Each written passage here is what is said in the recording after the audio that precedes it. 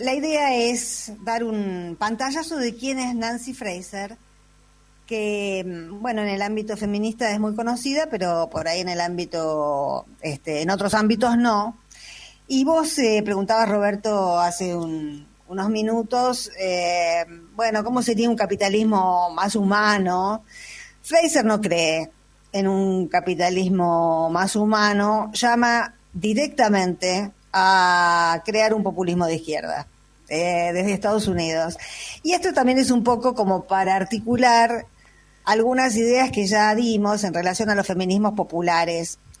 En aquel momento habíamos dicho que lo novedoso de esta época es el surgimiento de los feminismos populares, a diferencia de la década del 60, donde el feminismo era de claustro, donde había teóricas feministas, pero en las calles, en los barrios, en los sectores más vulnerables de los diferentes países, sobre todo en los países todavía no descolonizados, no lo había. Fraser ha sido una teórica de los 60, ahora es una filósofa de la New School de Nueva York, una académica con mucha chapa, que debe tener 70 y pico de años ahora, pero es una feminista radical. Y es interesante que conozcamos que existe ese feminismo radical que se opone al feminismo liberal dentro de esa camada de teóricas. Ella fue, junto con Butler, entre otras, generadora de lo que se llama feminismo del 99%, que, como su nombre lo indica, estaba contra el capitalismo del 1%. Es decir, esto ha surgido de la mano de la concentración de la riqueza y contra la concentración de la riqueza que, bueno, en realidad si uno abre el foco, todo tiene que ver con todo, porque el que de alguna manera documentó que la riqueza se estaba concentrando de un modo similar al de hace 300 años y que si seguía el capitalismo, la ruta en la que estaba, la riqueza solo iba a ser posible si se heredaba, no si se trabajaba, fue Piketty, del que estábamos hablando en otro tema, pero por eso digo que todo se junta.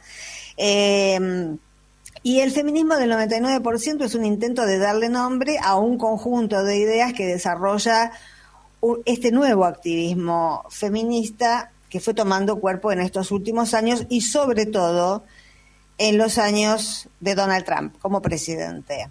Es una alternativa justamente al feminismo que fue dominante hasta entonces en Estados Unidos, en el Reino Unido y en Francia. Fraser es tan radical que a esas feministas, a cuya cabeza se quiso poner en su momento Hillary Clinton, la llama las criadas del capitalismo. Esta es una dura, es una mina peleadora, una fighter. Según esta perspectiva, ese feminismo liberal se centró en la necesidad de las mujeres que ya tenían poder, para ayudarlas a alcanzar más poder y reforzar el statu quo corporativo. Ese feminismo, según piensa Fraser, es un subproducto capitalista engañoso, porque se asocia inevitablemente con el individualismo, con el hedonismo, y cuando se habla de individualismo y de hedonismo no hay que pensar que solamente por hablar de feminismo se los invalida. Hay individualismo y hay hedonismo de género también. Es decir, que con llamarse feminista no estaría alcanzando. Esas mujeres, las que pertenecen al feminismo liberal, hacen ostentación de una meritocracia de género también, ¿no? Son las que se han creado a sí mismas, las que se han potenciado a sí mismas y se promueven como mujeres exitosas, dentro de las cuales, digamos, bueno, Hillary Clinton es como un prototipo de mujer fuerte, que es bastante despreciada por Fraser y por todas las que piensan como ella, pero no está tan, está más moderada la figura, pero no está tan distante de lo que es Kamala Harris ahora, que es la vice de Biden. En ese sentido, en el Partido Demócrata norteamericano uno puede ver en un lugar a Kamala Harris, que es la vicepresidenta, y en el otro extremo, representando sí al feminismo del 99%, a una Alexandria Ocasio-Cortez, que fue lavacopas, no viene de la élite demócrata ni de una familia de la oligarquía norteamericana, viene del pueblo, de la calle.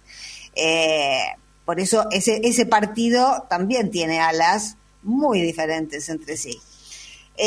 Justamente cuando Hillary Clinton perdió por el 52, cuando el 52% de las mujeres norteamericanas votaron por Trump, comienza este cuestionamiento en Estados Unidos de a qué se le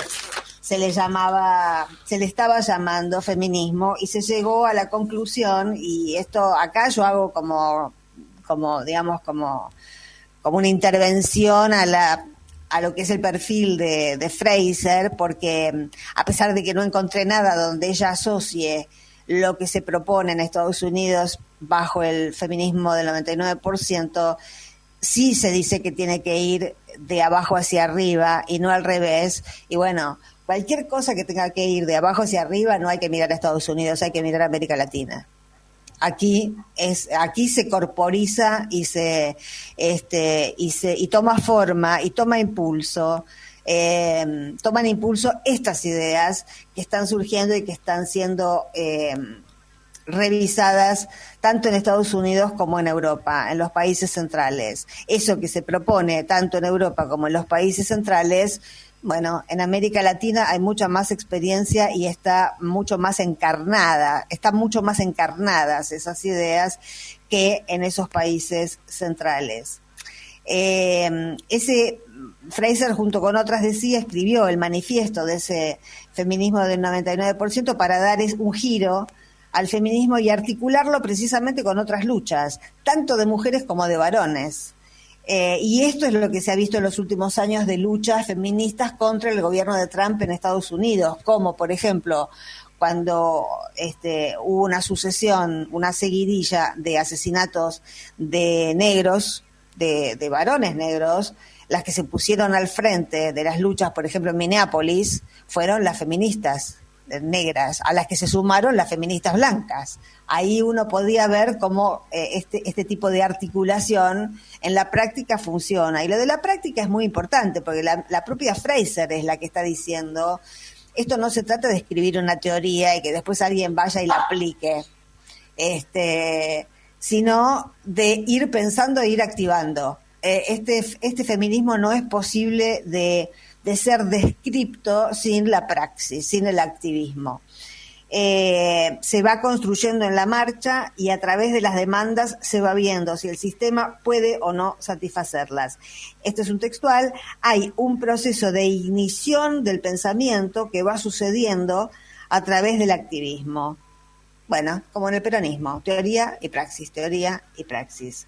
Fraser dice que no aprendió justamente leyendo teoría que activando, y por eso es un error trazar una división tajante entre los feminismos populares y el feminismo teórico. Se necesitan mutuamente. El feminismo teórico es el encargado de conceptualizar lo que el feminismo activista va llevando a la práctica y va experimentando.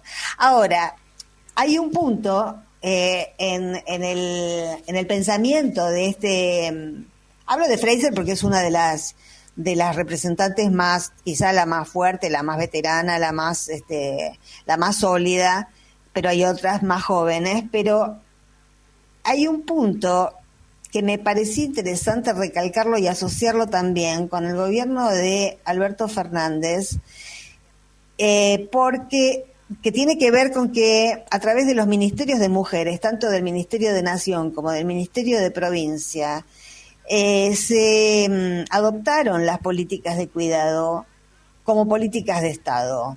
Y esto, para quien no frecuente estos temas, puede parecer no sé, por ahí anecdótico, por ahí liviano, por ahí puede parecer algo que no implica más que, bueno, darles un lugar a las mujeres. Y no, esto tiene que ver con una fundamentación muy profunda, muy intensa y con una idea en relación a que las políticas de cuidado, si son entendidas de una manera diametralmente opuestas a como las entiende el capitalismo corporativo, son la llave, pueden ser una llave, justamente para cambiar el sistema entero.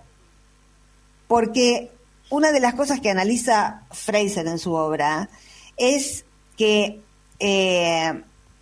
el capitalismo corporativo lo que ha hecho es de alguna manera separar la producción de bienes de la reproducción social, es decir, de la reproducción de los seres humanos, de la maternidad, básicamente de la maternidad. Pero si uno tira de ese hilo de los cuidados, se va a encontrar con que quienes se dedican, más está bueno pensarlo ahora incluso en pandemia, con estos sucesos nuevos que no han sido todavía pensados. ¿Quiénes son, además de las mujeres, las que nos ocupamos del cuidado de los pibes? Además de engendrarlos, hasta ahí es biológico. Después de engendrarlos y de parirlos, todo lo que tiene que ver con quién los cuida es un tema cultural. Porque cuidarlos lo pueden cuidar tanto los varones como las mujeres. Biológicamente las mujeres somos las que engendramos y parimos, pero la crianza puede ser perfectamente compartida, es un tema cultural, si elegimos que sigan siendo las mujeres o que eso se comparta.